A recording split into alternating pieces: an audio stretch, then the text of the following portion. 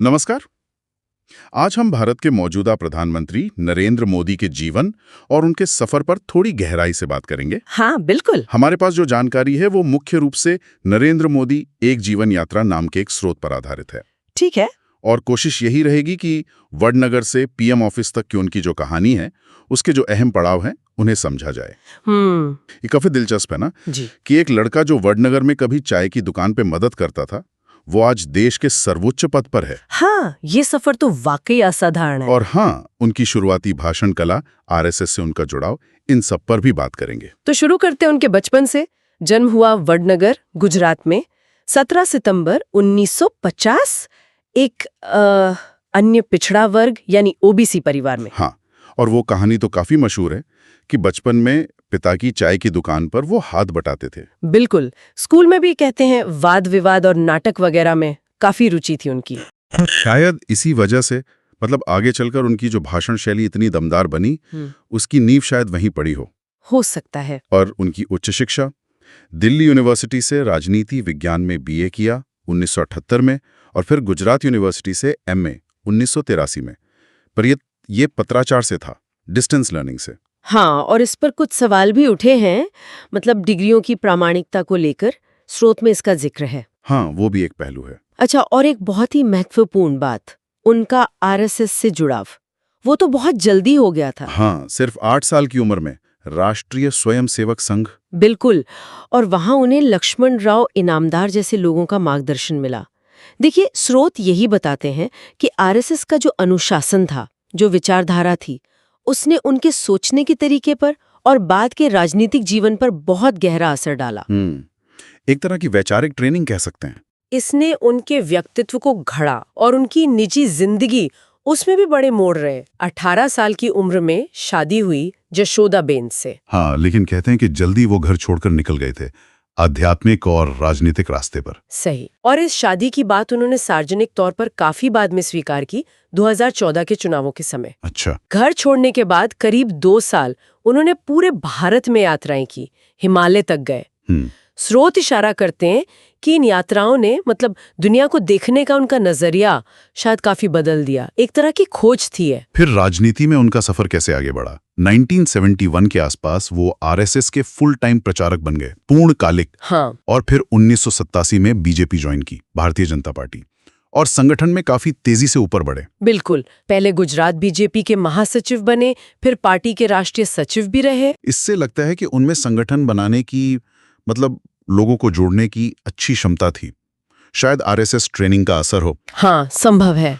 और फिर आया साल 2001, जब वो गुजरात के मुख्यमंत्री बने। हाँ, एक बड़ा मोड़ था वो। और उसके बाद तो लगातार 3 चुनाव जीते, 2002, 2007, 2012।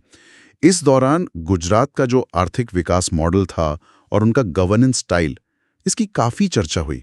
हाँ, बिल्कुल। उनके समर्थकों ने इसे काफी सराहा, लेकिन स्रोत इस तस्वीर का दूसरा पहलू भी दिखाते हैं। अच्छा, क्या मतलब? उनके मुख्यमंत्री रहते हुए, खासकर 2002 के दंगों के बाद सांप्रदायिक तनाव के आरोप लगे और कुछ हद तक सत्तावादी पुलिसिंग की बातें भी हुईं।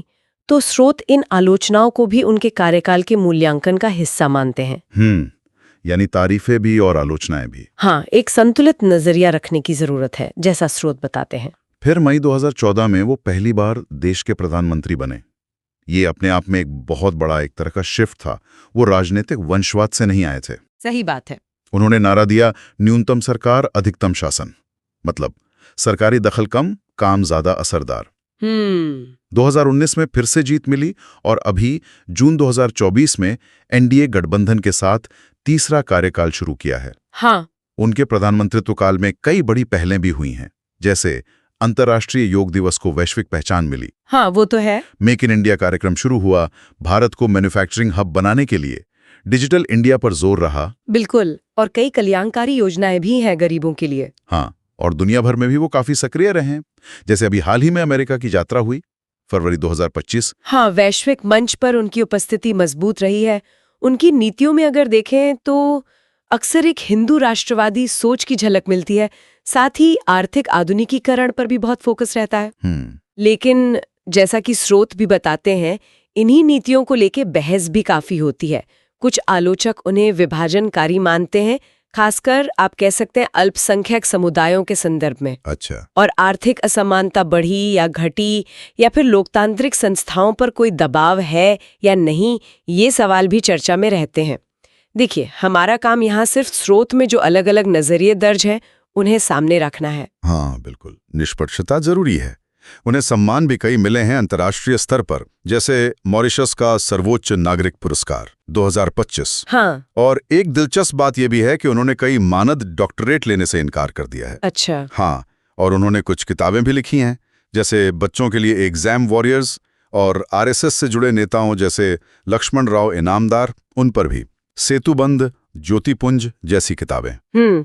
इससे उनके विचारों और प्रेरणा स्रोतों का कुछ अंदाजा लगता है। चान, उनकी जोशीली भाषण कला है, एक निर्णायक नेता की छवि है, और आर्थिक विकास को वो सांस्कृतिक राष्ट्रवाद के साथ जोड़ने की कोशिश करते हैं, ऐसा दिखता है। उनके काम की तारीफ भी बहुत होती है और उस पर तीखी बहस भी। हाँ। और ये दोनों ही चीजें आज भारत की दिशा तय करने में अहम भूमिका निभा रही हैं। सही कहा। यहाँ एक सवाल शायद सोचने लायक है श्रोताओं के लिए भी, कि उनकी जो आध्यात्मिक खोज रही, आरएसएस से मिला जो शुरुआती अनुशासन था, और आर्थिक विकास पर जो उनका जोर है, इन तीनों का जो मिश्रण है वो वैश्विक मंच पर भारत के भविष्य को आगे किस तरह से प्रभावित कर सकता है। ये वाकई एक गहरा सवाल है। हाँ, इस पर आगे भी विचार किया जा सकता है।